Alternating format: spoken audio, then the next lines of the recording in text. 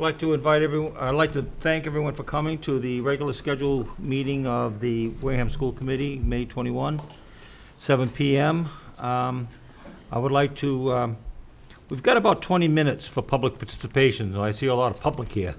And so, could I just show, this is not casting granite, but could I show a show of hands of those of you that would like to address the school committee? 1, 2, 3, 4, 5. Okay. I just want to make sure that, yeah, I know. I just want to make sure that everybody has a chance to address the school committee. So if it's all right with the committee, if we need some extra time, I'll extend the public participation. Okay? Okay, so we have formally public participation. Ms. Rose, would you like to step up? Identify yourself.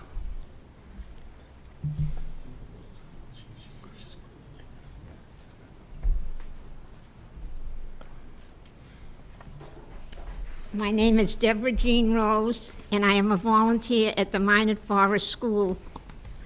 And I was only coming for one reason, but when I saw the agenda, 2 other things came up. First of all, I would like welcome. Pardon me? Welcome. Thank you. First of all, I would like to know the policy for school buses for field trips. Is there an extra charge specifically? Yes. The organization is charged, whatever organization is sponsoring the field trip. Can an individual sponsor a trip that cannot be made for extenuating circumstances right now? I don't understand the question. Well, right now, there's a program at the YMCA that the 3rd graders go to. And because of the number of students, they are going to have to cut back. And it looks Who's they? the school, because the Y cannot handle as many students as are coming. And the ones that are going to be hurt are the special needs children. And if necessary, I am willing to pay myself so that those kids don't lose out. And the Y has agreed to take them on a second day. I can't speak for the committee, but certainly we'd explore that. Absolutely. What is the cost, please? I don't know off the top of my head. Does anyone know the cost? Yeah, go ahead, sure. This hasn't been brought to my attention, but I will address it with the building principal. Certainly, we're not going to deny any student an opportunity to swim, and if there's an additional cost for a bus to ensure that our students participate, all our students participate, we will absorb the cost. Because originally the special ed faculty, particularly in room 40, did not want me to bring up specifics. But I wanted to bring up specifics because these kids don't get a heck of a lot of extracurricular activities, and this is important to them. And I saw them in the pool last Friday, and what a difference with these kids in the pool. Right. Yeah. So, I mean, okay. Well, I think it's very gracious of you to offer to pay for that, but I just think that we can work something out at this end. Okay. Now, the second thing, I see on the agenda, and I saw it on my computer when I got the email, about contracting out the school lunch program. It's on the Please, agenda. don't do that, because you're going to lose benefits from the government, because a lot of these vendors will not, and I repeat, not, N-O-T, use all the government commodities that are made available to the schools. One item in particular, whole turkeys. They don't want labor-intensive products from the government. And I don't want this to happen to Wareham, because the kids enjoy what the school lunch people here in Wareham make. I'm speaking particularly about mine, but it must be the same place. And I know there's been some big changes, I believe, at the high school, and there were positive changes, but please do not have a vendor come in and do the school lunch program. Thank you. And the third thing, I still do not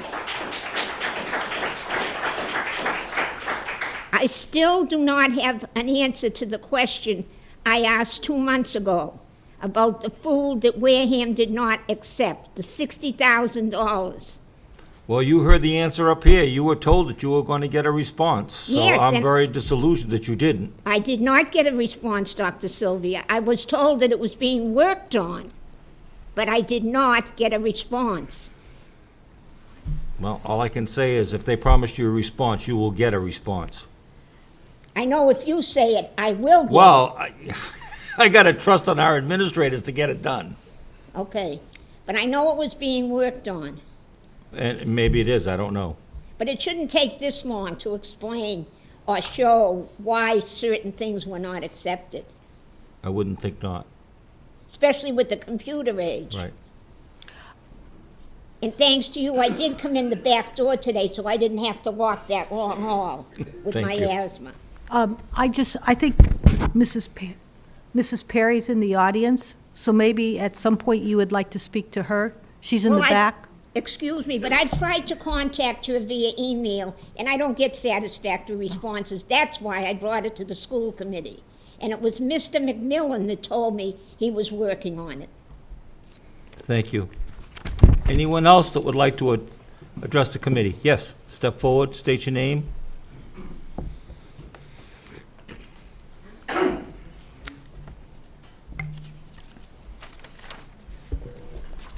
Thank you, Mr. Chairman, members of the committee. My name is Jim Durkin. I'm here representing Council 93 of the American Federation of State, County, and Municipal Employees, or AFSCME.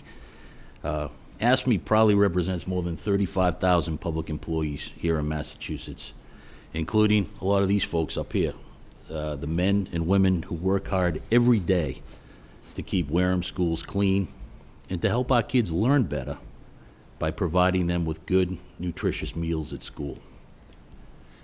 There are a few important factors I'd like to touch on as you consider tonight whether or not to allow your superintendent of schools to start heading down the often irreversible path of privatization. You know, a few weeks ago, I met with these workers on a Saturday morning to talk about the fight that they were likely to face in the coming weeks. And I explained to them that if the school committee does in fact move forward to solicit bids from private vendors, it's going to be very difficult for them to compete on a cost basis alone. And that's because, in part, custodial and food service vendors, and I say this from long experience, will do or say almost anything to secure that first private contract with a city or town. They'll try to win you over with a lowball bid, and then after your long-serving employees are gone and you lose the infrastructure to provide the service publicly, these costs will gradually increase over time. But the main reason they can come in with a low bid is because they pay their employees very low wages with little or no benefits, which essentially strips them of their ability to adequately support themselves and their families. As a result, most long-serving public employees move on, and they're replaced by what I've come to call a revolving pool of strangers. Because of the low wages, there's a very high turnover rate with these contracts. So you have this revolving pool of strangers with no connection to our school communities, no connection to our kids, and no real desire to go the extra mile for our schools and our kids, as these men and women do every day for you. You know, not too long ago, the Chelmsford School Committee opted to replace their team of AFSCME school custodians with a private contracting company, Aramark. I'm sure that they would be looking for this contract too. The good news at the time, according to the Chelmsford School Committee, was that Aramark was going to offer every custodian a job. The bad news for the custodians was the jobs offered by Aramark came with a 60% cut in wages, a lousy health care plan with outrageous co-pays and deductibles, and of course, no pension plan. So all but 2 of the custodians left the schools, opting to take their chances with unemployment for a while they looked for new jobs that paid more than what was essentially minimum wage being offered by Aramark. Well, within weeks of privatization, one of the new contract employees was stopped by Chelmsford police for some type of speeding violation as he was leaving the middle school. He was subsequently arrested because he had outstanding warrants on drug charges. And when the press asked the school superintendent about the incident, he passed the buck to Aramark for response, kind of wiping his hands of the accountability. When Aramark was asked, they distanced themselves, saying the worker was not an Aramark employee, just a temporary contractor they had to hire because they were having trouble finding full-time employees, which is not a surprise when you offer jobs at minimum wage with little or no benefits. That wasn't the only incident. And by the way, this is all well documented. It's been reported in the press. Not too long ago, another contract employee working in the Chelmsford schools was caught on camera in a police sting operation. They caught him stealing the kids' prescription drugs from a locked cabinet in the nurse's office. And according to a newspaper account, the contract custodian told police, "I'm not the only one stealing. Other custodians steal money from the teachers' desks all the time." Later, he told police that he broke into the cabinet because he was forced to steal after being threatened by another custodian. Now, look, I could go on and on about what happened in Chelmsford and what continues to happen. I appreciate it, but I would appreciate it if you summed it up. I'm getting there, but, and I Okay, I appreciate know. your indulgence, sir, but I know. I am speaking on a number of people here I tonight. absolutely So understand. you can either hear from me for a couple of minutes or everybody. I understand. You know, numerous complaints from teachers and parents, the promises of the contract, that the town thinks is gonna get better, but I think you get the picture. So I'll ask you all, very respectfully, to ask yourselves, are these the kind of incidents you want to bring to Wareham Public Schools? Are these the type of employees you want to attract to save some money in the budget? And what level of savings makes it worth it to sacrifice stability, quality work, and quite possibly the safety of the students? You need to ask yourself these questions because I promise you, whether you decide to go ahead with privatizing the custodial staff, the cafeteria staff, or both, you will encounter these problems. And I can also promise you and the taxpayers that are here tonight and that may be watching on TV that there are a number of hidden costs associated with privatization that very few people consider. While the superintendent may be able to claim a savings in this particular corner of her budget, the taxpayers will realize little or no savings at all. In fact, it may end up costing them more money in the long run. You get the cost of unemployment insurance, the cost of taxpayer-subsidized health care. You know, we had a vendor that secured a school lunch contract from a vocational school in the southeast. We kept pushing, what's your health care plan? Because they offered jobs too, you know, to the folks. The vendor's so-called health care plan was an offer to facilitate payroll deduction for workers who went on state's mass health or the connector plan. They did that, just take the money out so it was pre-tax dollars for the workers, but they didn't contribute a single penny towards the health care. So the taxpayers continue to this day to pay an average subsidy of about $6,000 to $8,000 every year for each worker's health care, while the private contractor reaps big profits off the taxpayers. That contractor is Chartwell's. They're part of the Compass Group, a multi-billion-dollar international corporation based in England. They turned a $954 million profit in 2013, but you and I and everybody in this room is helping to pay for their employees' health care. Where's the logic in that? But look, in addition to considering these and other factors, the most important thing here is I ask you to consider the human factor. Take a look at the faces of the men and women here tonight. They're all residents of Wareham. They're your friends, your neighbors. Some may even be family members. I don't know. What I do know is they've given many, many years of dedicated service to the school children, to their parents, and the town. And please don't buy into this notion that half are ready to retire. I've talked to these people. Most don't want to retire. They're just scared, and they feel like they may not have a choice. I know of at least a few who would rescind their plans like that if they knew they could keep their jobs. If you allow the superintendent to move forward with this plan, you will literally be cutting their legs out from under them and their families. Ask yourself if you would consider turning to the superintendent who works for you and say, we want you to come back next year, but we need you to take a 60% pay cut, pay more for reduced health care coverage, and drastically reduce or possibly eliminate your pension benefit. I can't say for sure, but my guess is she would rightfully view that proposal as ludicrous. But make no mistake about it, that is exactly what she is asking you to help her do to the people that work for her. It's the superintendent's idea, but it's your decision. The people here tonight, the ones that can't be here tonight because they're cleaning the floors and out working, and their families, hope you make that right decision. Thank you for your consideration and for the opportunity to speak tonight. Thank you.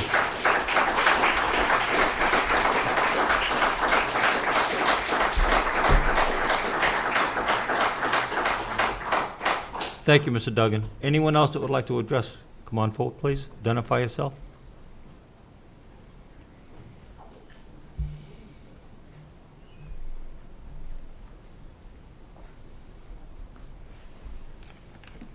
Hello, my name is Chris Holbrook. I am the president of the Middle School High School PTA, and I'm also a taxpayer. My first question is with the override. The high school is losing 9 positions this year. So if the override were to pass, would those 9 positions be reinstated for next year if it passes? We have detailed how we would spend the override money, and that was in the budget, and that was in the presentation. Right, so that That we did. Some people would come back. Whether all of them would come back, I don't have that tattooed to Does memory. anybody but have that? Some would come back, Some would come back to the high school? but I can't say that all of them would come back. There is the plan is out there. It's online. It's on our website, and it specifically states, what positions would be returned. I know that. It specifically states what positions in what schools would be returned? No. I don't think it does. Not what schools. It's not that specific. So no. that was my question, the Right. high school. It's not that specific. So we don't know. So, No, there has to be a certain amount of fluidity to it. But we did, we did say that some elementary teachers would be brought back, instructional leaders would be brought back, and some high school teachers would be brought back. But the degree of specificity, it all depends on enrollment, all depends on, the schedule, who signs up for what. So there's a lot of things that have to go into, considering who is going to be brought back. And so when the smoke settles and we know for sure that it did happen, then we can, have a fairly good idea based on enrollment figures and based on scheduling on what we're going to do. so you won't know that till after the vote Correct. on, okay. My next statement is for the cafeteria workers and the custodians. I received an email asking us to invest in Wareham. These are people that have invested in Wareham for years with their service. And it's awful to me that you're asking us to invest in Wareham, but cutting these people who have. So I'm asking you, if you want us to invest in Wareham, please don't cut these people. Don't even consider it. That's awful. They have families. I know you're trying to run a school. There's better ways. I don't want my kids going to a school where you don't care about the people that work there. They have lives, they have kids, they have families. They need their jobs.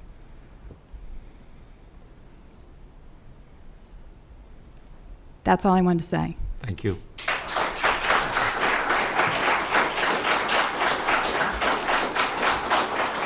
Anyone else who would like to address the committee? Come forward, please, identify yourself.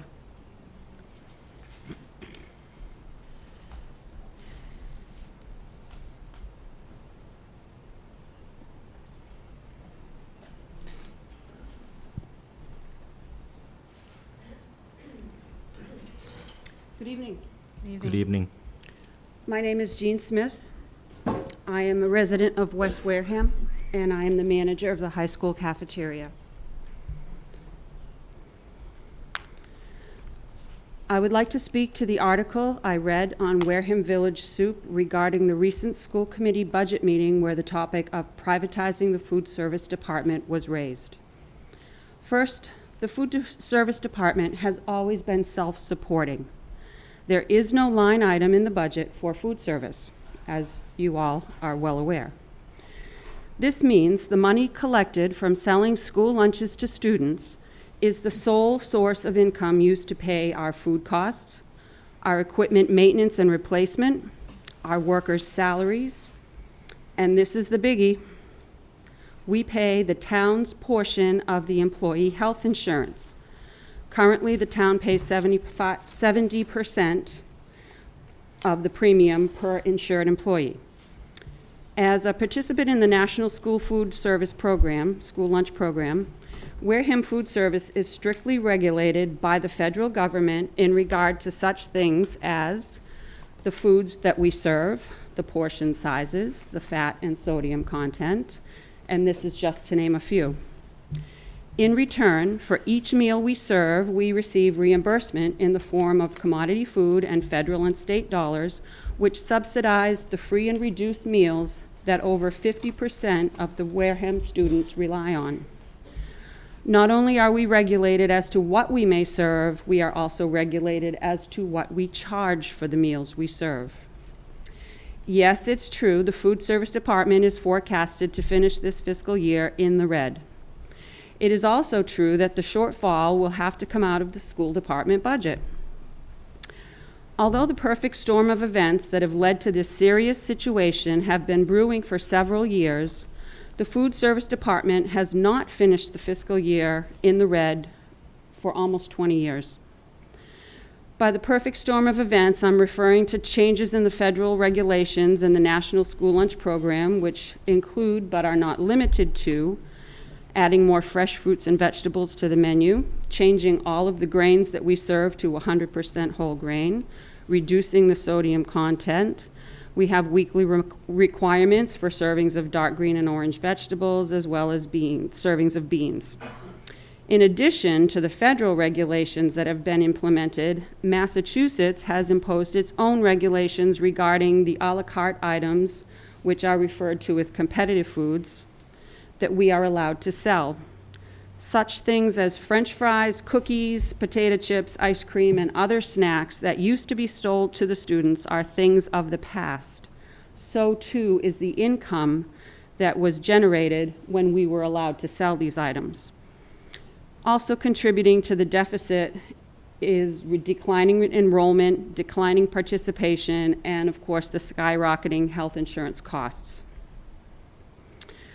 Secondly, I'd like to point out that the current school department administration certainly did inherit a mess of a financial situation, to say the least, of which the food service department is only one of many. However, in December, the managers were told that the projected shortfall for the end of fiscal year 2014 was $300,000, and that the situation needed to be turned around by June 30th or else. Or else what? Or else the department would be outsourced. So at that time, a plan was put in place, and the managers, along with their dedicated staff, set about changing menus, changing serving line configurations, and dealing with an immediate reduction in staffing. The result, as was mentioned in the Wareham Village Soup article, is now a projected deficit of $60,000 by the end of June. And if I may point out, the lunch ladies accomplished this feat not by standing around leaning on their ladles, and I'm referring to a comment that was on Wareham Village Soup comparing lunch ladies to municipal workers leaning on their shovels. We work hard every day with pride in what we do, with efficiency and professionalism, and with caring and compassion for the students of Wareham. Third, the school department offered an early incentive program in April. It can only be assumed that the administration's intention was to reduce the number of senior employees. The week before the deadline for submitting retirement papers to qualify for the incentive, administration sent a message to the food service workers via their union president. He came to my office to deliver that message. The message was, if you are on the fence about whether or not to take advantage of the incentive, you should know that the department will be outsourced next year, and you may not have a job in September, so take advantage of the incentive while you have the chance. The result of the incentive? Half the food service staff will not be returning in September. I don't understand why this is a surprise to anybody. In my opinion, it was intentional. Why is the mass exodus of workers being used as an excuse to look for a company to come in and run the kitchens? And what about the other half of the food service workers that are not retiring? They have been told that their contract is with the town, and if a private company comes in, their contract is null and void. And as the union speaker, Mr. Duggins, very well pointed out, the Their pay will be reduced. They won't have the benefits that they have now. They won't have retirement. And it's just not fair for people who have dedicated their lives to the schools and the school children. The superintendent has the authority to stipulate in her request for proposals whatever she chooses. For example, if she wants the contract to be honored for at least the duration, she can stipulate that. Why hasn't the school committee been consulted on this matter before now?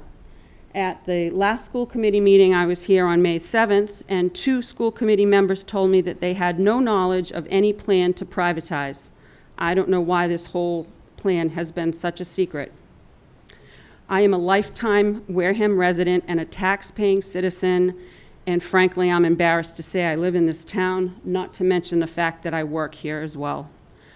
I was insulted by the way the 2 budgets were presented at town meeting. As far as I'm concerned, they were nothing more than threats and scare tactics.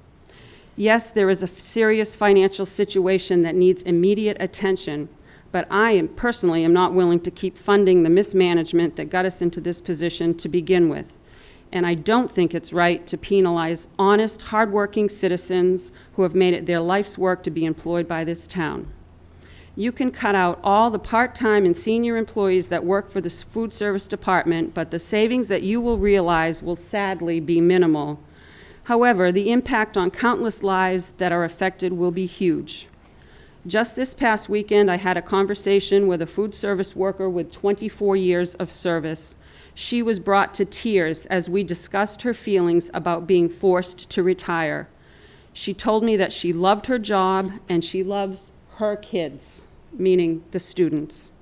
And she really didn't want to retire, but she feels she has no choice. I truly believe you get what you pay for, and if the town chooses to outsource to avoid subsidizing the food service program, your guess is as good as mine as to who will be cooking for and serving breakfast and lunch to our children every day. In my opinion, it's pretty clear that it will not be someone who loves their job and the kids they are serving. There are countless towns in our area who have opted to outsource their food service programs in the last several years. This concept is not new. I would encourage anyone who has friends or relatives living in a town around here whose food service program has gone private, ask them what they think about the change. I can say without exception, I have heard only negative comments regarding changes to the private food service. My suggestion is to reconsider where to make the cuts that are necessary. Perhaps you should start from the top down. The substantial financial...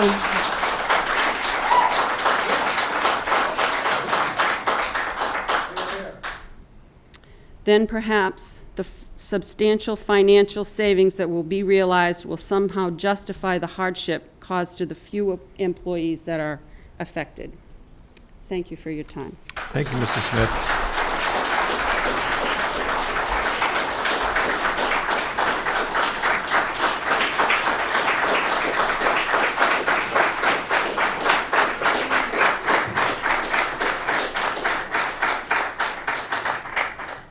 Thank you, Mr. Smith. Anyone else that would like to address? Yes, come forward, identify yourself.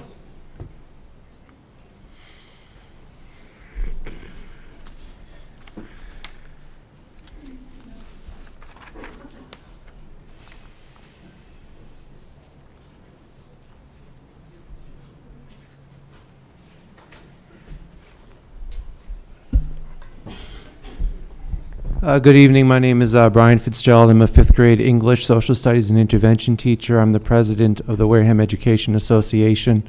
And because I'm going last, I'll speak briefly because I don't want to repeat everything you've already heard. I'm a public school teacher, not a semi-public school teacher. And I want to speak for a moment about the women who very often are the first Wareham Public School staff member that one of my students speaks to in the morning. I'll tell you as a teacher, my students aren't going to succeed as well on an empty stomach. And if you want to know who's doing a lot of the work to keep our students' stomachs from going empty, it's the women who work for the Wareham Public Schools. They're the ones who know if there was a concern in a family. They're the ones who know if a student is having a tough time, because they're here every day and they're in the community and they know the men and women of the community and they can connect with these students and they can take care of them, which means when they get to my classroom that they have a full stomach. I imagine as you were preparing for this vote, you read the stuff by Professor Roland Zullo of the University of Michigan. I imagine you read his research. The research that found that these private companies are able to make a lot of their money because they outsource a lot of their own work. What they do is they buy food cheap, they send it to a food processor, they sell the food at a markup and keep a lot of the difference for their own pockets. The processor takes the nutritional value away from the food, makes it something the student would want to buy. So the processor makes money, the private company makes money, the students receive a meal that is of less nutritional value. To quote Dr. Zullo's 2008 study, nutritional value equal to that of a meal of junk food.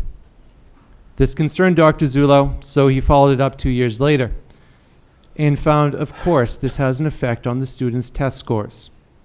The students who are eating at schools that had privatized their cafeteria services were receiving statistically significantly lower test scores than those schools that hadn't. We've spent a lot of time talking about those scores. I don't want to make it harder for my students to improve them. We have experience with outsourcing in this district. We have an institute that benefited from outsourcing a program in our elementary schools. It's not working out, and we're bringing it back in-house. And with all due respect to the school committee, and I'm pleased with the result. I remember last year we outsourced our superintendent search procedure.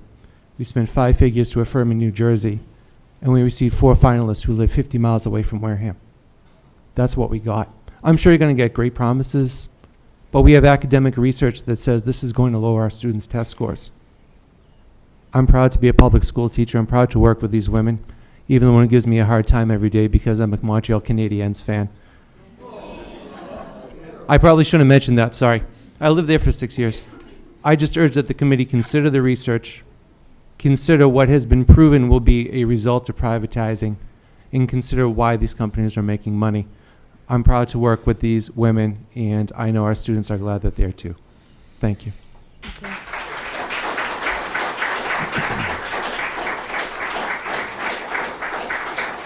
Is there anyone else that would like to address the committee?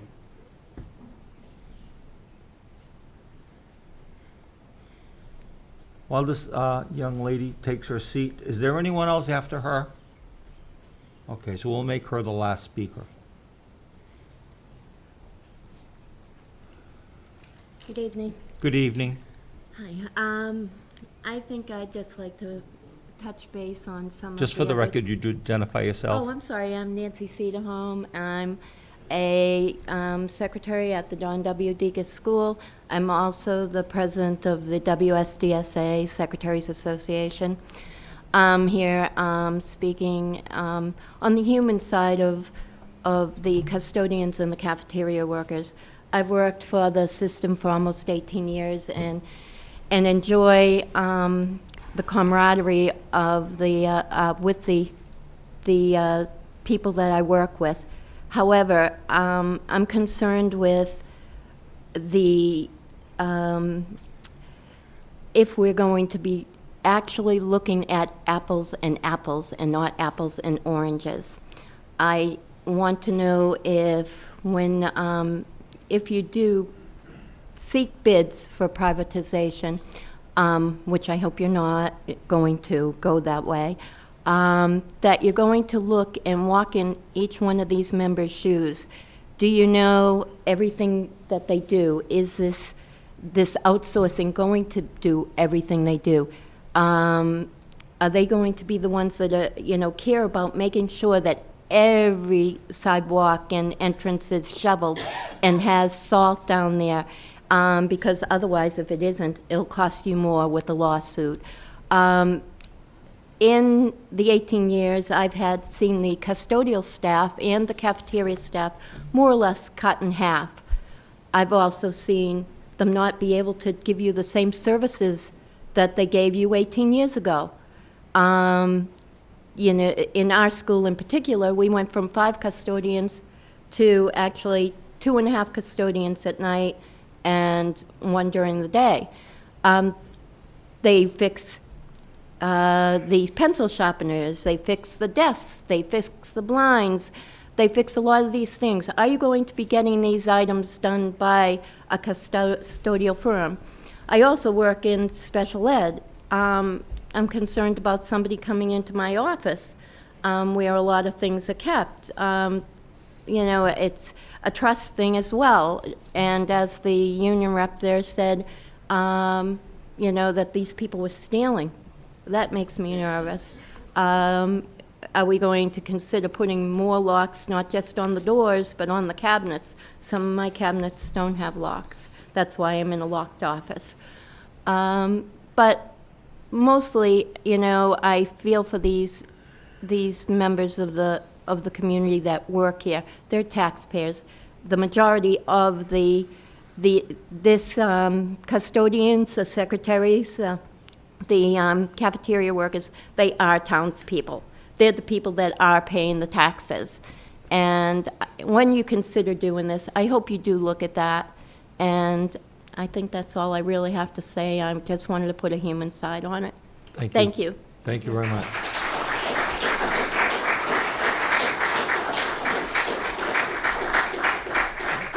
Again, I'd like to thank everyone for coming, and we really do appreciate your candid comments. If it's all right with the committee, given the set of circumstances that we're operating on here, I would like to suggest that we take number 6 out of order. And let's just deal with it. Anyone have a problem with that? Okay, so we'll go on to agenda item number 6. Madam Superintendent? Thank you, Mr. Chair. As you know, we've been examining outsourcing or putting out an RFP for cafeteria custodial services. I'd like to first address the cafeteria, the food service department. Currently, the food service department is running at a loss. We made every effort this year to improve our participation rates and reduce costs. We have had some success, but the participation rates have proved to be more stubborn. The reason for the loss has been, number 1, increasing cost, particularly with health care, and the nutritional guidelines have made it more difficult to sell food to our students. Our recommendation is to explore our options to issue an RFP to review the benefits of outsourcing. We would like to have a committee, a school committee person, and an administrator, along with the business manager, sit on the RFP evaluation committee while we look at the options to review the program. And we're going to continue to look at what options exist to keep it in-house. To give you some background, we ended FY13 with a $20,000 deficit, and we had to have the funds come from the LEA. This year, we had to return funds to the town for health care costs from FY11 to the tune of approximately $140-some thousand, and that was paid out of the LEA in this year's budget. We expect to finish this year's loss in the food service program around $60,000. We will also be able to cover some of that from reimbursements, but the remainder of the money will come out of the LEA budget. The situation isn't worse because historically we have been earning money in this account, and because the food service staff have contributed and helped to reduce cost. But any loss is bad as we move forward, as we look at our current fiscal picture moving into FY15. We have been keeping track of our participation rates throughout this school year, For the week of May 12th, our participation rates were approximately, from our free and reduced lunch, we served 68% of our students that are eligible. For our reduced students that are eligible, we serve 66%, and students receiving full price or paying full price, we serve 35%. Our options to reduce the impact on LEA are basically outsourcing or restructuring our staff to become more efficient. We're also looking at if there are any other options to explore as we wait for the RFPs to come in. An RFP timeline would look like this. On May 26th, we would issue an RFP. We would offer a mandatory walkthrough for any companies interested on June 10th. Questions are due on June 12th. Responses on June 17th. Proposal from the RFPs would be on June 20th. The committee, the evaluation committee, would meet, review any RFPs received, and then there would be a recommendation to the school committee on whether to accept the RFP, adopt a proposal that we would explore in the meantime on keeping our food service in-house, and at that point, a decision would need to be made. So it would be my recommendation to the school committee to vote to go out for an RFP for exploratory reasons only, not necessarily to adopt, but just to gather information. Mr. Chair, and I would. Okay, you want to do them separately then, right? I do. Yeah, okay. Any discussion, questions, debate on the superintendent's proposal? I do. Mr. Flaherty? Ms. Shaverhood, I'm sorry I didn't catch it all. How much was the LEA budget impacted in FY13? FY13, it was a $20,000 deficit.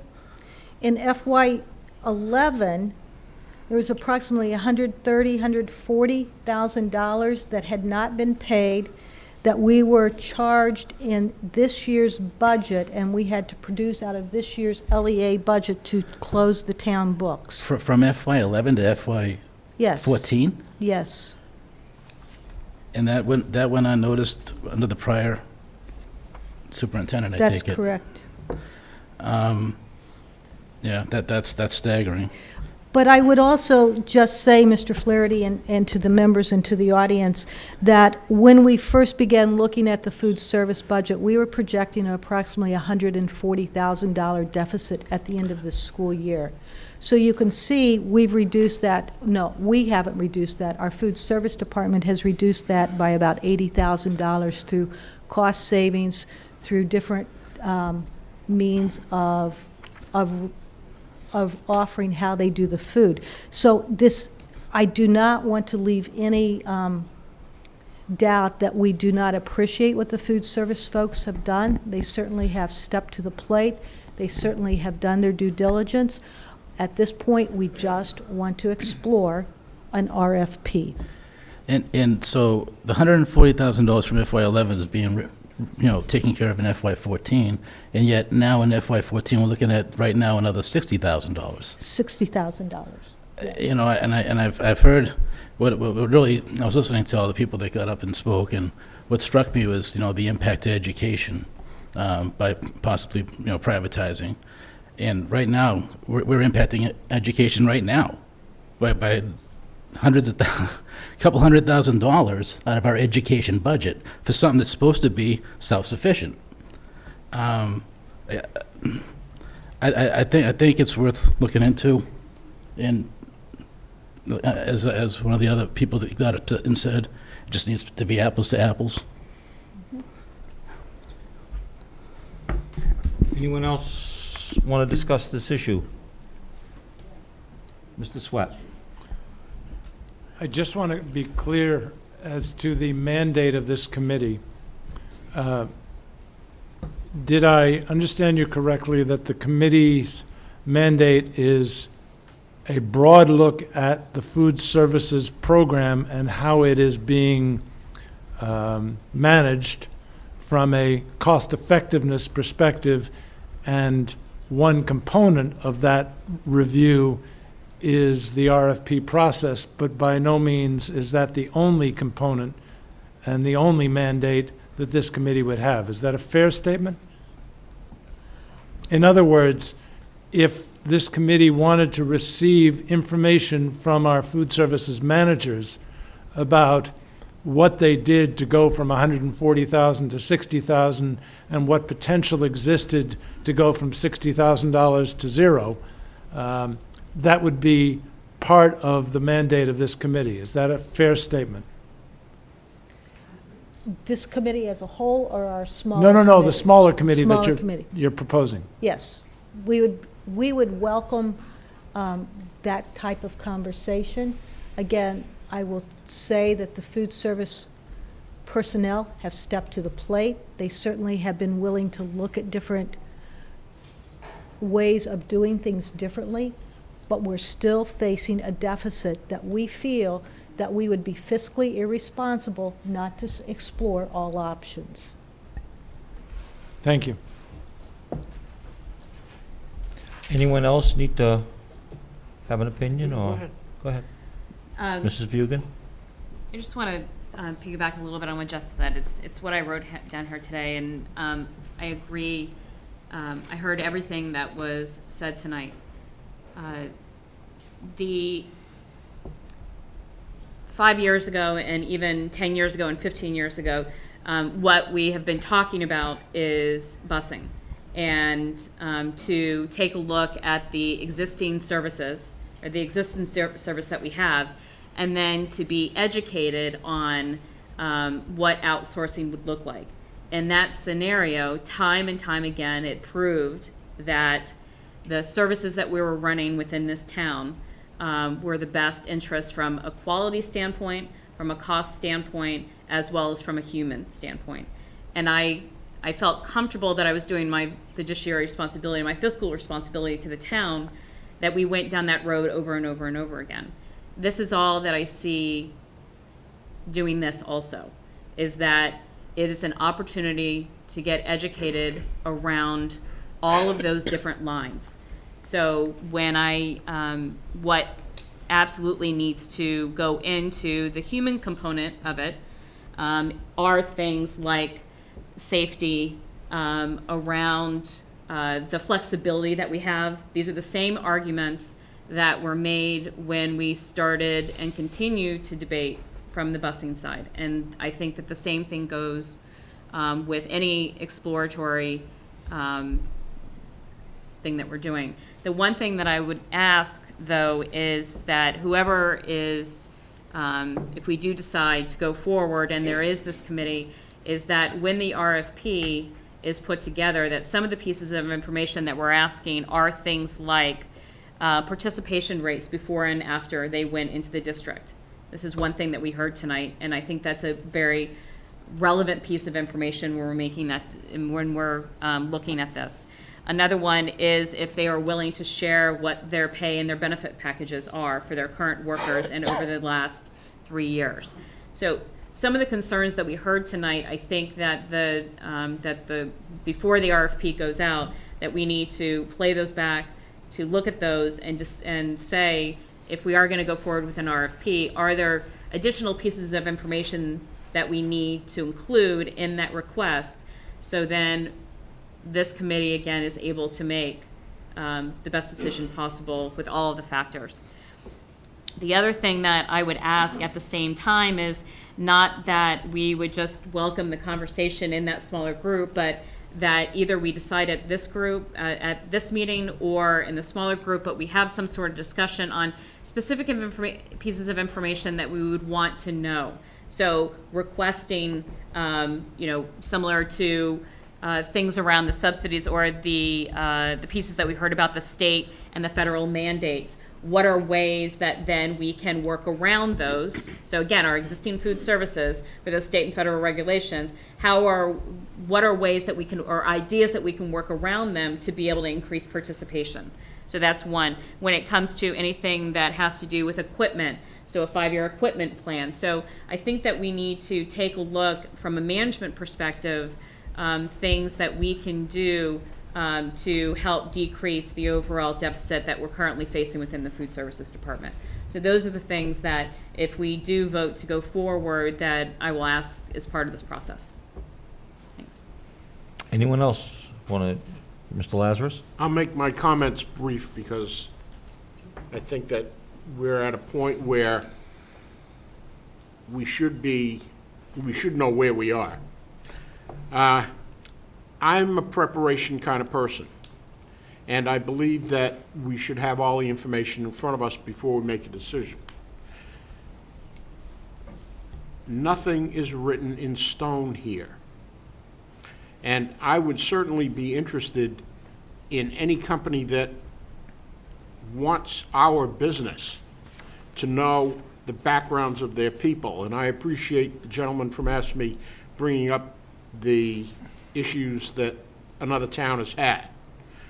These are not the kind of people that we want dealing with our students. And that's a component of this as well. Having been in the high school for a number of years and having just come from the high school, I know what our cafeteria workers do for our students. Now, do we have a responsibility as members of the school committee to explore all of the options that are available to us? The answer is yes. That's part of what we have to do. Does it mean that just because we're putting out this RFP that it's a done deal? The answer is absolutely not. And I sincerely hope that our food services division will be able to come through with the answers to the questions that we're going to ask, or the committee that is going to look at the RFP, so we can absolutely compare apples to apples.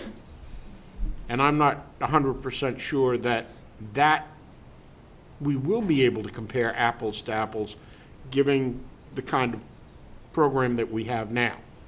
So I want you all to be assured, at least from my standpoint, that the fact that an RFP is going out does not mean that this is a done deal by any means. And we've got a lot of research to do. Ladies and gentlemen, what I said before, I really mean that. I appreciate, what you've had to say. And I've had conversations with my colleagues up here. I've had conversations with the superintendent.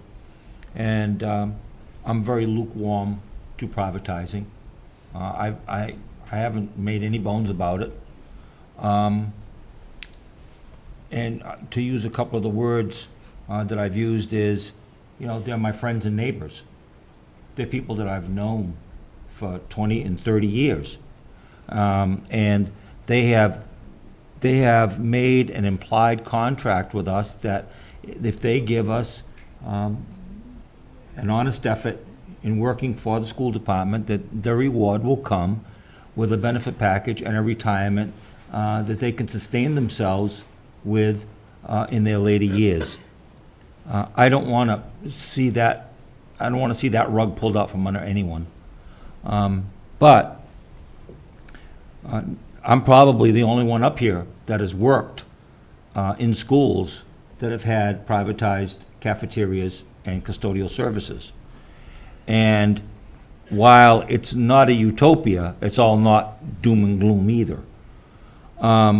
So I have to balance my feeling for my neighbors and my friends with the reality of, can we take $100,000 or $200,000 and invest in our kids? As you know, we have made some draconian cuts in the educational side of our operations.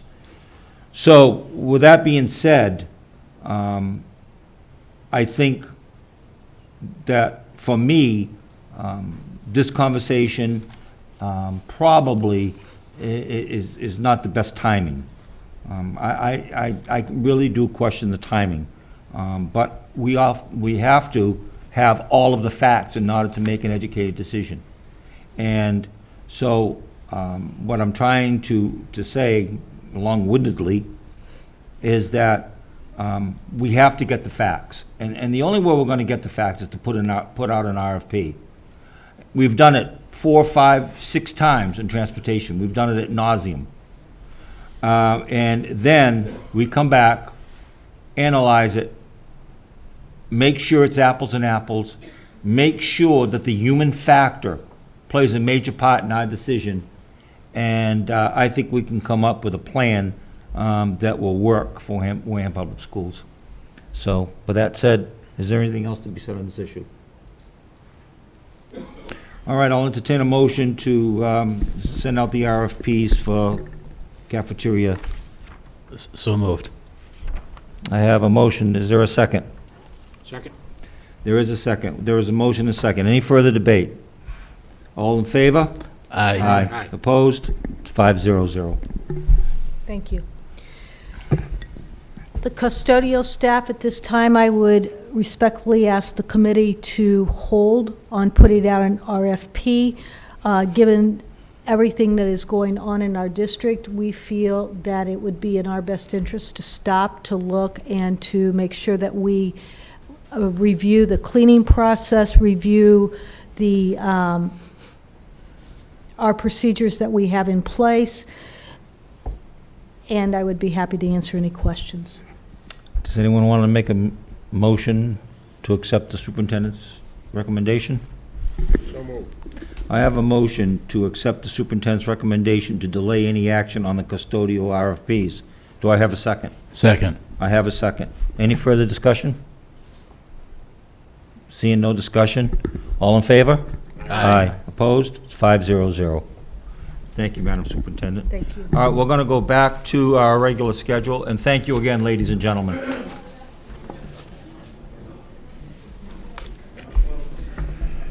Do you want to take a We're going to do good news. Let's take a 2-minute? 2-minute break. Yeah. Okay. We're in recess for 2 minutes.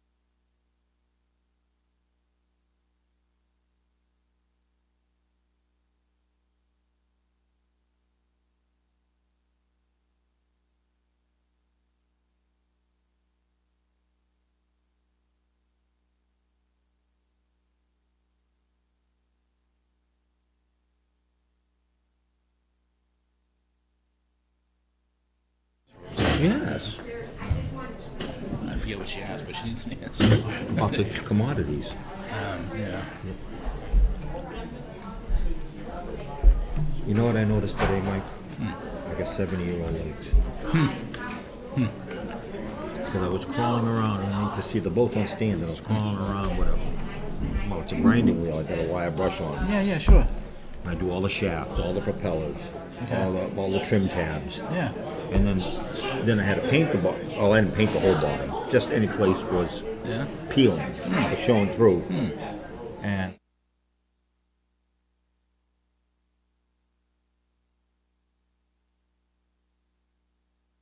it's over the air. I'm sorry.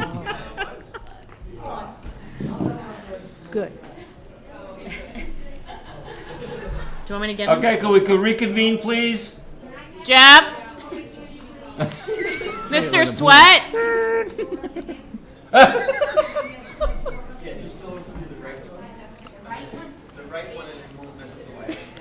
There are people in this audience that would like to go home. At this particular point in time, I'd like to reconvene the meeting, and we're going into good news, and we're going to have the Wareham Public School video. As we begin this good news video, what I would like to share, please go online tomorrow morning and view the full length, 8+ minutes. With consideration tonight, we did not show the 8+ minutes, but here are some highlights. Thank you. You're welcome. I was when I was 5th grade and I wanted to thank Miss Brown for helping me with science. My name is Paul Barnett. I would like to thank Mrs. Rossi for every time I need help, she would have my back. I'm I want to rock I and would chill. like to thank all my teachers for helping me out this year. Hi, my name is Cody. I go to West Wareham Academy. I want to thank my teachers and my principal for helping me get through the school year and for the next school year. Hi, my name is Ava, and thank you for all the teachers that have been helping me. Hi, my name is Pete. Thank you for all the teachers that were helping me in 1st grade. Hi, I'm Trace. I just want to thank my co-op school for helping me out. Thank you, Mr. Rose. Please help me.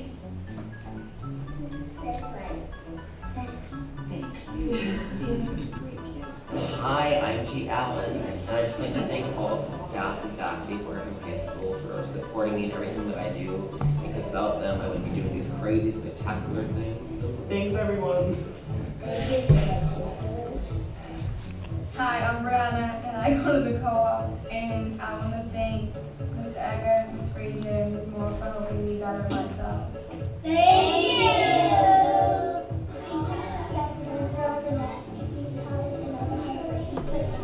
My pleasure, Glenn. You're a good student.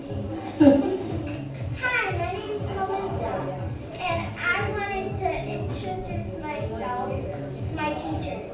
And thanks for everything you've done. Hi, my name is Noah. I want to thank my teachers for everything that they've done for us. What do you want to thank Mrs. Coleman?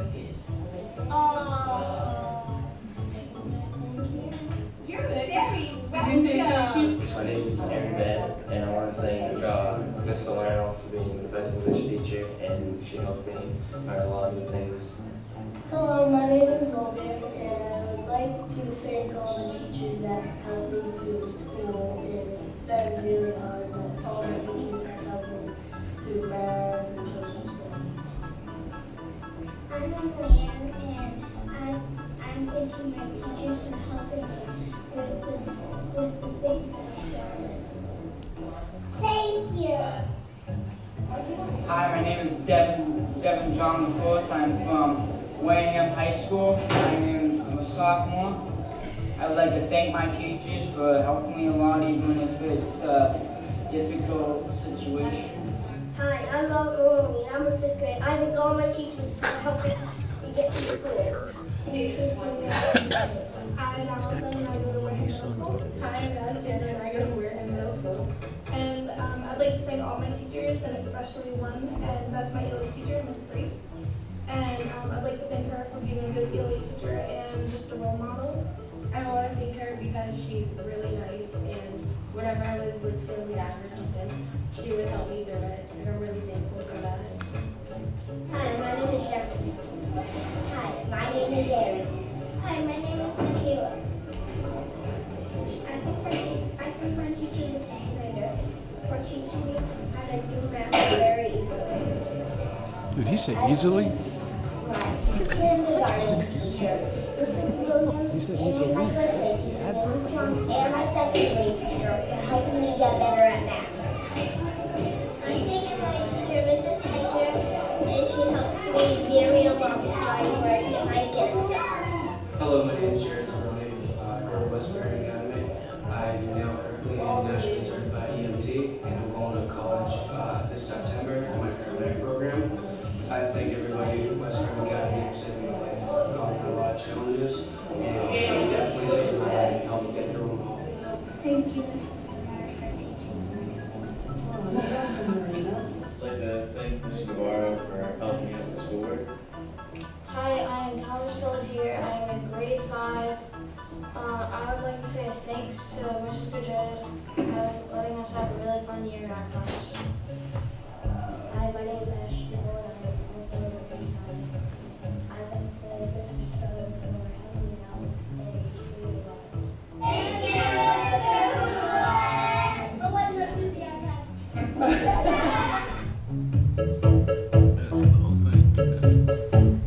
Good job. Good job.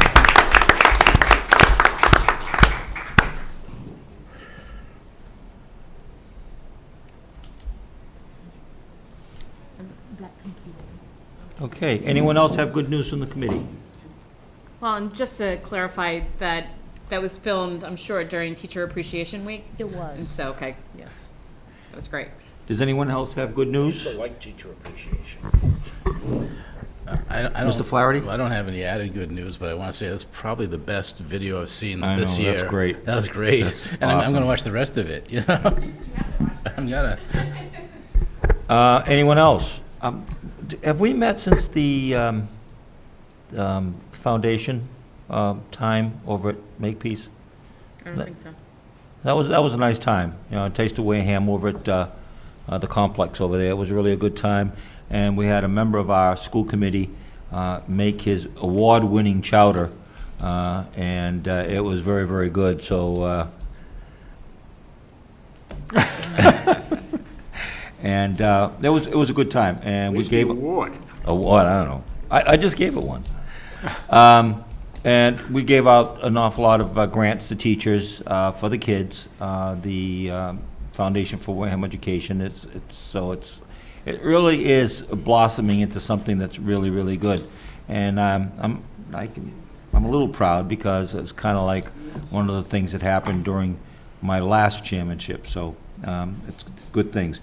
Second thing is, as you know, we've got a very active Distributive Education Clubs of America program at the high school, and they had their annual spaghetti supper auction, and they did extremely well.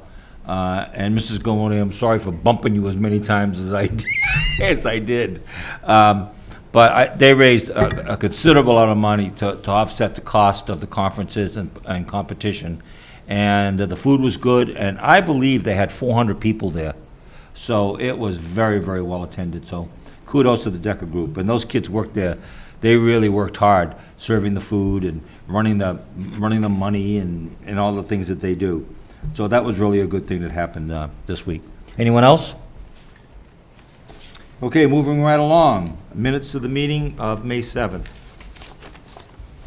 Move approval. Second. We have a motion and a second to approve the minutes of May 7th as presented. Is there any discussion? All in favor? Aye. Opposed? 500. Okay, the next on the agenda is the meeting schedule for 2014-2015.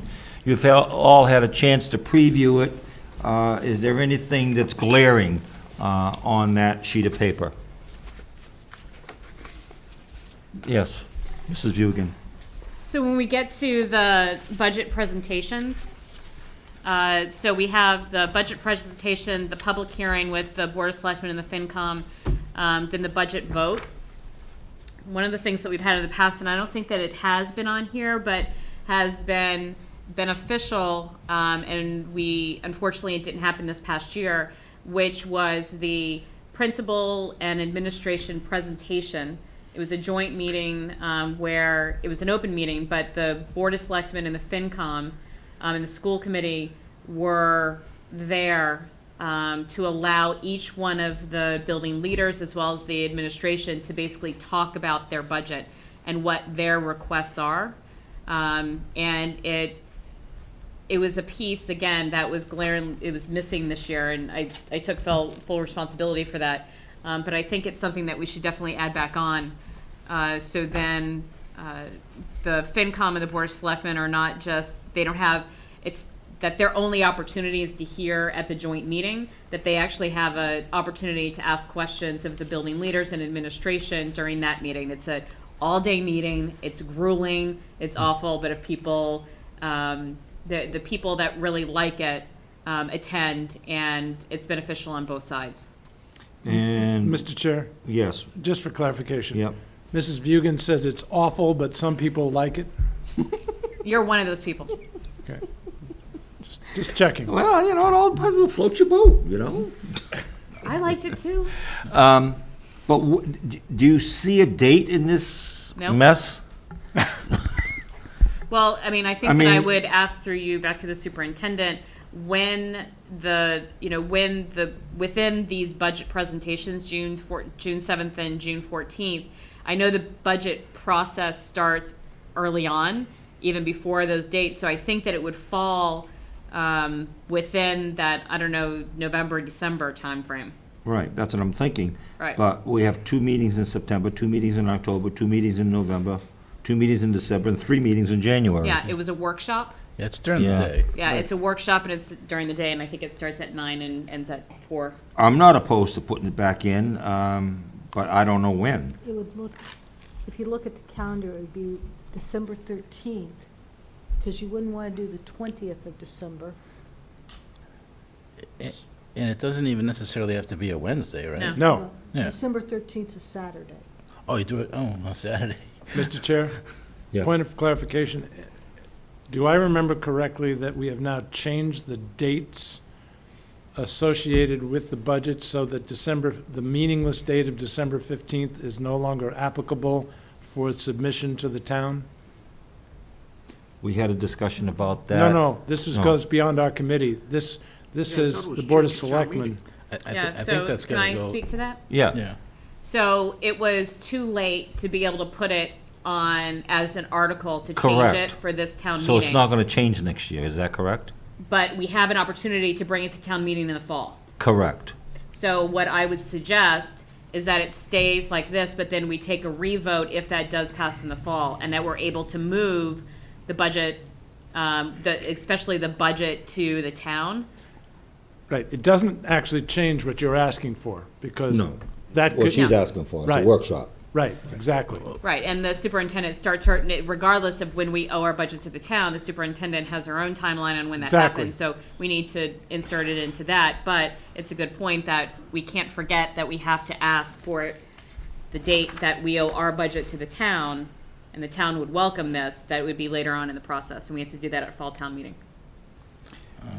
Can I suggest, rather than try to haggle this out today, that we turn it back to the superintendent to try to figure out a day in December that this will probably be done, as opposed to trying to figure it out here and now?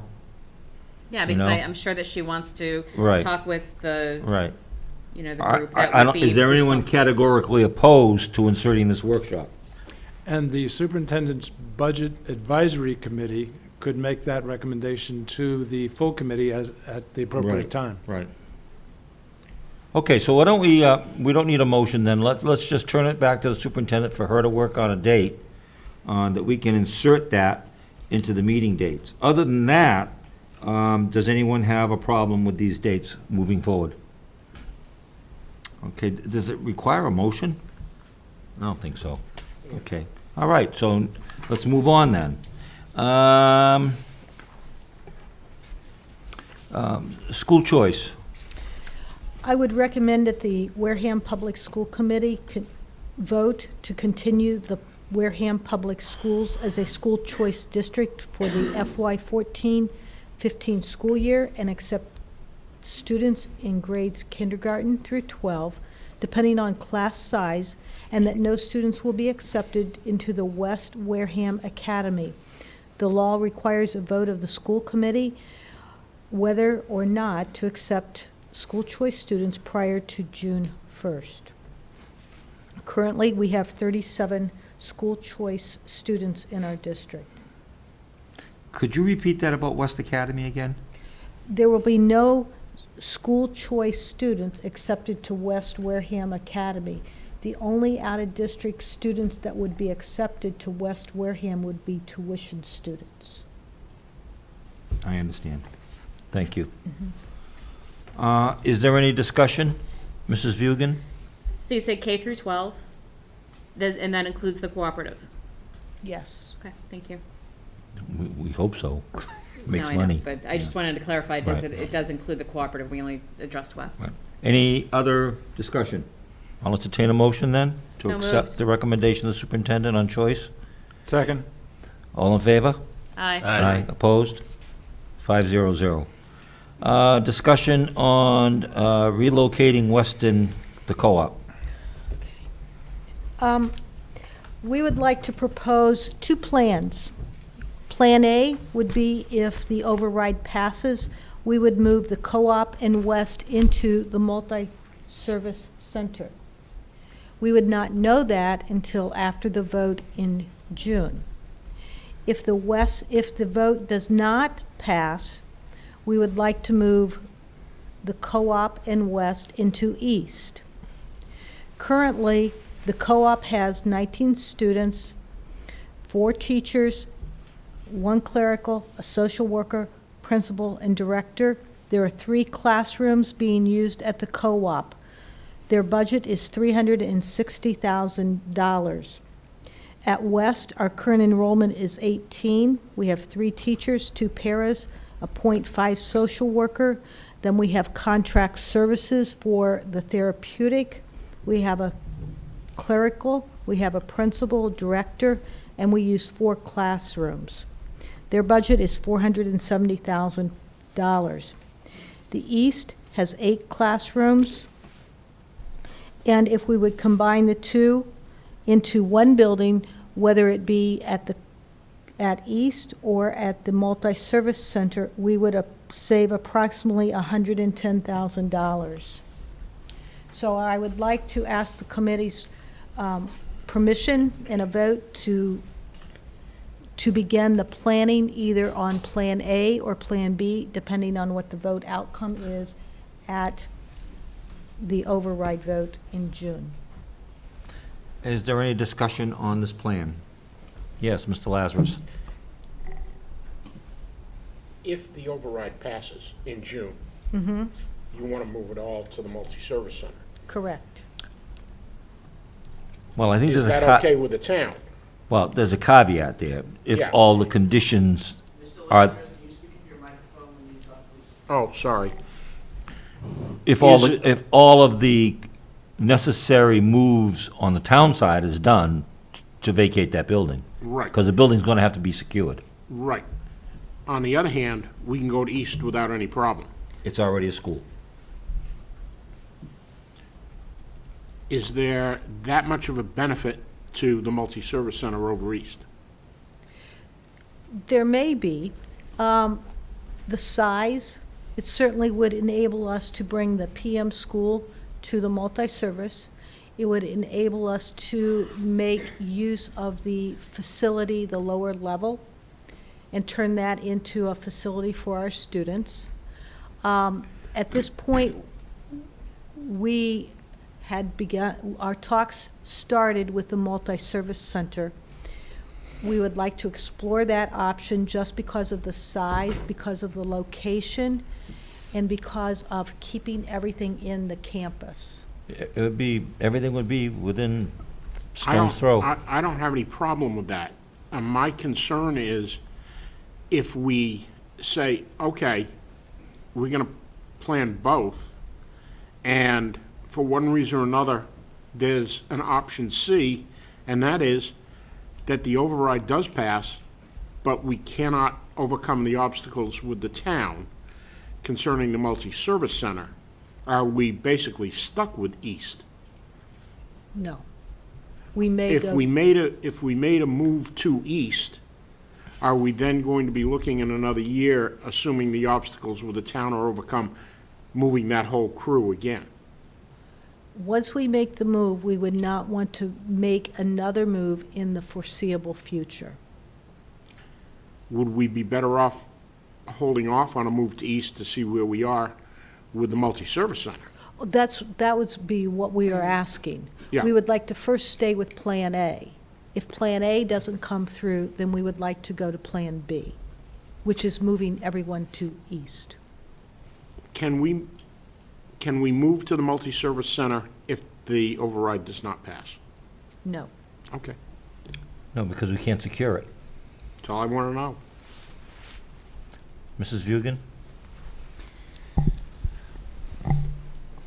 I'm comfortable with Plan A and Plan B because Plan A, I feel, is the right move of moving the majority of our students to what the superintendent called the campus, and that we have more space as well as greater flexibility when it comes to busing. Because busing is walking distance from there. We have a little bit more challenges when they're at East. And when talking about the challenges that we might be facing with the conversations with the town of using the multi-service center, when we first started putting together the 5-year plan of the override, this was what was discussed and what was agreed upon if the override passes, and it did include specifically the line that consolidating the cooperative and West Wareham Academy into the multi-service center. So again, I am hoping that it is one of the things that we're able to benefit from. So then all of our students, the majority of our students except for the elementaries, will all be in one location. Anything else to be said on this issue? Mr. Sweat? Just to be clear, there are actually two contingencies associated with Plan A. One is the June 17th override vote, and the second is the town releasing the space. And it's my understanding, well, maybe I don't have an understanding, which will occur first? But your premise is accurate, I believe. Yeah, which of those contingencies do you expect to have knowledge about first? The override vote. The override vote. And then the town needs to make a few moves, and then the space will become ours. And do you expect those, quote, few moves to be done in time for us to effectuate this move by the opening of school in the first week of September? No, I do So, not. so in any event, the status quo will be at least through the fall, Correct. under Plan A. Under Plan A, yes, that's true. Okay. Which impacts the savings associated with that move too, because it's only a half a year of savings. Correct. Okay, thank you. You're welcome. Anything else to be said on this issue? Okay, seeing none, I'll entertain a motion for the superintendent's recommendation to relocate West and the co-op to either East Wareham, currently East Wareham or The the multi-service multi-service center center. or East. Yeah. Okay, all in favor, do I have a motion? So moved. Second. Second. I have a motion and a second. Any further discussion? All in favor? Oh, go ahead, Jeff. I would like Christie to read back the motion. Is that an unfair request? I can say it again. Motion for superintendent recommendation to relocate West and Co-op to either, first it said East Wareham School and Multi-Service Center, and it was corrected to Multi-Service Center and then East. Right. I That's- said it backwards. Yeah, that's Yeah. important. Yes. Okay, Very thank good. you. Thank you. Okay. Okay, anything else to be said? All in favor? Aye. Aye. Opposed? 500. Thank you. Okay, you're very welcome. Superintendent's reports? Summer school, you were sent the summer school programs, just for your information. Our summer school for special education extended year will begin July 7th and end August 14th. Beyond School Time Care Summer Camp will begin July 7th through August 7th, and ELCP Summer Camp July 7th through August 7th, and it's at Wareham High School for academic enrichment. The fifth quarter summer session will begin July 7th through August 7th at the high school.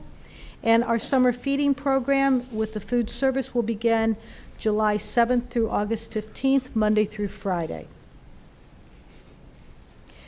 I would like to share a little bit of information about the elementary alignment.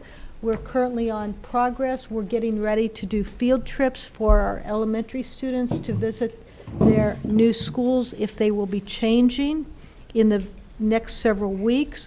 We will be having open houses scheduled for parents in August.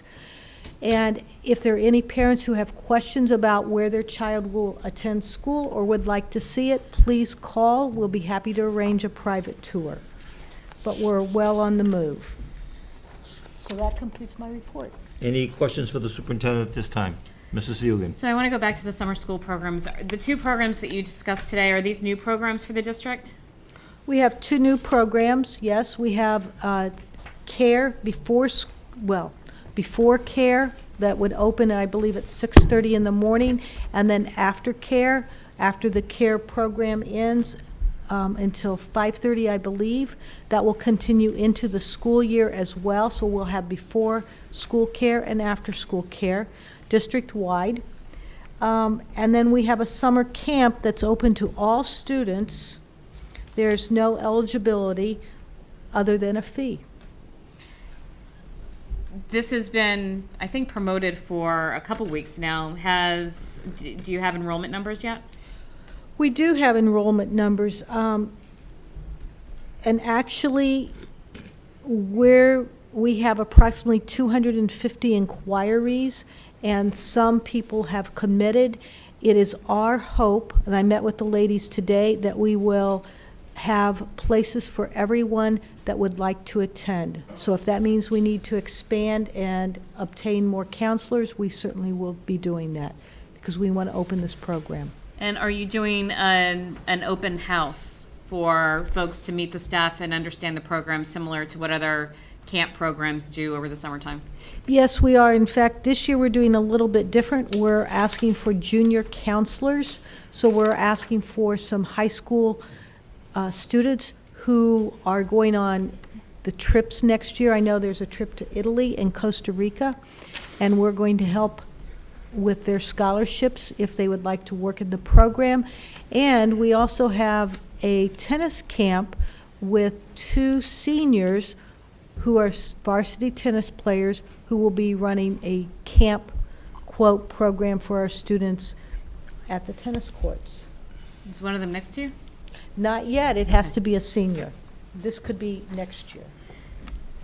Sounds good. All right, so, sorry, so there will be an open house for parents to be able to come and meet the staff and understand the program? Correct. Okay. And then second of all, these are new programs that are another choice or an alternative to existing summer camp programs that are around our area? That's correct. Okay, thank you. Any other questions for the superintendent? All right, moving along. I gave you just a rough draft, very rough. I went through it and saw the typos and spacing, but pretty much kind of what my goals as chair, and maybe just some functioning protocols. Is there anything that you think I should add to that or change in any way? I read through, well said, no Thank- problems. Thank you. Okay, can we go over the committee assignments then? Because I don't know if all these committees exist. So can we go over it just real quickly? And if everyone's okay with this, policy review, Jeff Sweat, Mel Lazarus, is that okay? Superintendent's Advisory Committee for Safety. And that, I want to, and to just to be, I want to go over the protocols. I just think it's time that we went over that flip chart and got our local police department and public safety and fire department folks in on, and it doesn't mean that this is something that's got to happen on an ongoing basis, but at some point in time during the year, we really should review the safety protocol. Mike Flaherty and Rhonda Vugan, are you folks okay with that? Sure. Mr. Chair? Yes. And as a superintendent, this is her advisory committee, if she's okay with it. I believe when the current chief was the interim chief, but he's no longer interim, correct? I have no idea. I think he's acting. Is he acting? Anyway, we met, the superintendent and I met with the chief about something called the ALICE program. I think, having been actually through the ALICE training over at Upper Cape, I think it's really good change in our view about how to handle lockdowns, emergencies, et cetera. And I would hope that that could be included in the review of this committee. I don't see why it shouldn't, and I just think if, just see the folks on it, or the superintendent, and I think the superintendent agrees with me I that, think that yes. it should go, but I just think that we should reconvene the safety committee. I don't think it's been around for a while. Mrs. Vugan. No, I mean, I think that the first order of business for Mike and I is to sit down with the superintendent and talk about the goals for this Absolutely. committee, because the protocols are one, but we also need to talk about things like resource officers and making recommendations around, so it's all the pieces around safety, security. Absolutely. I just want to make sure that it doesn't go into the policy realm, because that really is the job and the work of the policy review committee. But I would say that at any time that we could go to them to then work with them around policies, but I can understand protocols as well. Policy review reviews policy. School committee writes it. No, I understand that, Yeah. but just I would want to work. I wouldn't want to Yeah, I circumvent them understand. and step on their toes That's around, fine. because there's Yeah. a lot of policies around Right. safety and security. So That's right. We don't want the chair to have his nose out of joint. oh, I didn't see that. No, never mind. But no, I think that's our first order of business, and we'll come back and make. Superintendent Advisory Committee, Community Relations, and I just think that Mrs. Vugan did an outstanding job as chair last year, and I just hope that she continues on. And Madam Superintendent, if this advisory committee can just continue to function, if you are, because these are all your advisory committees, so if you don't have a problem with it. I think I've talked about the Superintendent's Advisory Committee on Budget. Any problem with that? Nope. All right. Superintendent's Advisory Committee on Curriculum Review and Technology. Did you notice, Mrs. Vugan, Yes, who's on it? I did. Okay. Mr. Lazarus has volunteered to be our representative to Cape Cod Collaborative. You might want to check with Jeff. Jeff knows all the ins and outs when it comes to Cape Cod Collaborative. You have to go to 15 meetings a day. No, you don't. Question for the chair or the superintendent, who will be notifying the collaborative? Okay. I will. You will? Thank you. I would appreciate that. Now, on these negotiations, some of these don't exist, I don't think. I don't think we have a sick bank committee, do we? Yes. We do? Yeah, it's But Yeah. isn't it the negotiation teams, usually? How does that work? I mean, if from the cafeteria, if there is If someone wants additional sick leave? within the cafeteria, then it would be that group that would be responsible for looking at that sick bank. Right. And the same thing, Right. so it would be a different group if it was bus drivers, and a different group if it was Right, so custodial. I don't know if, I think you've got everybody on the committee assigned to negotiations, so we probably don't need a standalone sick bank committee. It's fine. I think it's defined in the contract somewhere. That's why I'm. Yeah, there is a committee for sick bank, Yeah. but I don't think we need a standing You don't. committee. Let's scrap that for now. We may bring it back. All I know is that Michelle seems to know who's the right person to call. Yes, she does, she does. And then I've got the negotiations committee. Did I cover everybody in terms of negotiations? Yeah. Okay? Yes. Mr. Well, Flaherty. Well, I'll just say, I mean, I'm fine with it the way it is. Okay. But historically, the same people were on the AFSCME collective people. Okay. But So I'm- Unit B and Unit A and Unit B. And, That's true. yeah, and the cafeteria workers. Yeah. But it doesn't have to be that way, but. Teachers Unit B, Unit A and Unit B used to be the same people. Yeah, Unit A and Unit B was always. I don't the have a same. problem with that. You're on both, so it's up to, I guess it would be up to Jeff and Mike on who would want to relinquish their committee assignment. Well, since we're in the middle of Unit A, I'm a little uncomfortable relinquishing Unit A at this point. No, I'm fine. So Listen, you're I'm on fine Unit with A. this. You're fine with it as it is? As it is, I'm just I- saying, I'm just and I'm saying. fine, and I'm fine Yeah. with it as it is, too, so. Then let it ride. Yeah. Okay. And, okay, so other than any major problems, I guess we're pretty much all set on these, we're in agreement? Okay, that concludes my work. Does anyone have any other business that they would like to bring before the committee? Just, Mr. I Flaherty? didn't know if I should have mentioned it in the superintendent's report or just bring it up now, but does the superintendent want to announce any informational meetings coming up soon that you might be hosting?